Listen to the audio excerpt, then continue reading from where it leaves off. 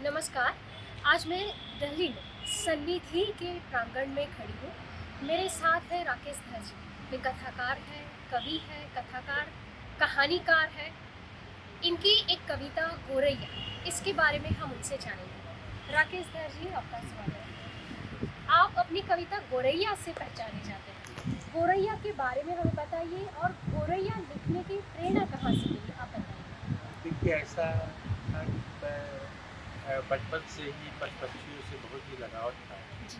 तो मैं जब हाई स्कूल में था तो एक चिड़िया जो थी वो पंखे से टक्कर खा करके आकर के मेरे पास आकर के गिरी। ऐसा लगा कि जैसे वो चिड़िया जो है बहुत जल्दी ही देह जो है वो त्याग देगी, प्राण त्याग देगी। मैंने उसे सँभाला, थोड़ा उसकी जो है वो सेवा किया, उसको डेटॉल लगाया, उसको पानी पिलाया, बड़ी देर तक उसे देखभाल करता रहा। लगातार 8-10 दिन बाद धीरे-धीरे वो चल नहीं पा रही थी, उड़ नहीं पा रही थी। उसको फिर 8-10 दिन बाद जो है वो धीरे-धीरे उड़ने लगी। जी। तो उसके बाद जो है वो ठीक हो गई और 15-20 दिन में वो उड़ करके खुद करके चली गई कहीं पर। कुछ दिनों बाद मैंने देखा जैसे कि एक चिड़िया, मैं पढ़ता रहता हूँ, मेरे पास आ करके वो पढ़ते समय आकर के बैठ जाती है, बड़े ही निश्चिंतता के साथ, बिना किसी भय के साथ।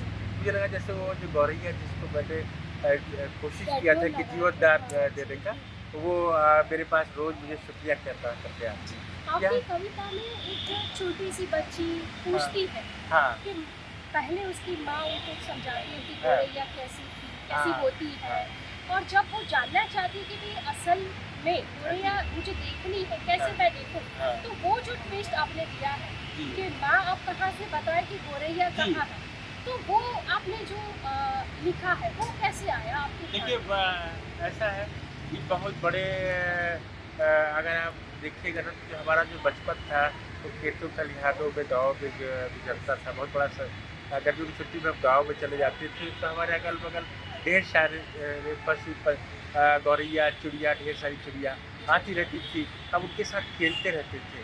अच्छा, हम जब बड़े हो गए, धीरे धीरे हमारे छोटे छोटे बच्चे आए तो हमें देखा कि इस महानगरीय सभ्यता में अब उनको कौवा दिखा पाने के लिए या गौरैया दिखा पाने के लिए तरस जाते हैं अपने घर। फ्लैट कल्चर में हम रहते हैं, मल्टी स्टोरीज में, वहाँ ना गौरैया दिखाई देता है, ना कोई कांटे के फूल पक्षी दिखाई देते हैं, ना पशु दिखाई देते हैं। फिर बच्चा जो है वो अगर उससे ये कहा जाए कि फूलों को तुम पहचानो तो शायद मनी प्लांट या कैक्टस या बोगनविलिया, कुछ फूलों को छोड़ कर के वो ढेर सारे फूलों को भी वो नहीं पहचान बिल्कुल, पाएगा, बिल्कुल। है ना? उसे कृत्रिम फूलों को दिखाया जाता है। तो है क्या कि आदमी जो है वो धीरे-धीरे प्रकृति से दूर होता जा रहा है जी, जी, और उसका जो सौंदर्य है वो भी बड़ा ही जो है वो उसकी दृष्टि बड़ी ही छोटी होती जा रही है। जैसे कोई आदमी रेगिस्तान में पैदा हो, तो उसे सबसे बड़ा जो सौंदर्य है वो खजूर के पेड़ में दिखाई देगा हाँ, या ताड़ के पेड़ में दिखाई देगा। बिल्कुल। क्योंकि ताड़ का पेड़ जो है उसके लिए सबसे बड़ा जो है जी, सौंदर्य का बिंदु है, केंद्र जी, बिंदु जी। है ना? जहाँ पे या आप कच्छ के रेगिस्तान में चले जाएँ, भुज कच्छ की तरफ, और लेकिन वही चीज़ है अगर आप कश्मीर की घाटी में हाँ, देख रहे हाँ। हैं, हिमाचल में है, उत्तराखंड में है, तो आपको सौंदर्य क्या केरलास में है, तो आपको सौंदर्य की विभिन्न प्रतिभा दिखाई देने पड़ेंगे, बिल्कुल, बिल्कुल। पशु-पक्षियों की विभिन्न प्रतिभा। तब ये हमारी ज़िम्मेदारी होती है कि मैंने एक कविता लिखी थी, वो शेर पर थी केंद्रित, और वो पन्ना स्पीक्स जी, जी। बड़ी फ़ेमस मैगज़ीन है। ओके। उसमें पहली बार हिंदी में कोई कविता प्रकाशित हुई अच्छा। और वो मेरी कविता थी। तो आपकी से जी, सुनाइए। ज़रूर, ज़रूर, मैं ज़रूर सुनाऊँगा। कविता का शीर्षक है गौरैया के हक में। गाँव के चौपाल में चहकती गौरैया, मीठे-मीठे गीत सुनाती गौरैया, गुड़िया को धीरे से रिझाती गौरैया, याद आ जाती है। हरे-भरे पेड़ों पर फुदकती गौरैया, घर के बुढ़ेर पर थिरकती गौरैया, स्मृति में बस जाती है। घर के चौखट पर नन्ही सी गुड़िया, पास में फुदकती प्यारी सी चिड़िया, यादों की झलमुक इस लुका-छिपी का खेल का ये क्रम दर क्रम बढ़ता, यादों की झरोखे से एक मधुर संगीत सुनाती है।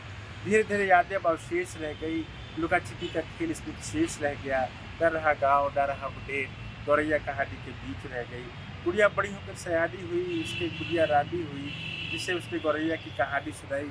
गुड़िया मुस्कुराई, फिर चिल्लाई, माँ गौरैया तो दिखाओ, कहानी की वास्तविकता तो समझाओ। गुड़िया की पृष्ठों पर गुड़िया झुझलाई, दिल का दर्द आंखों में झलक आया।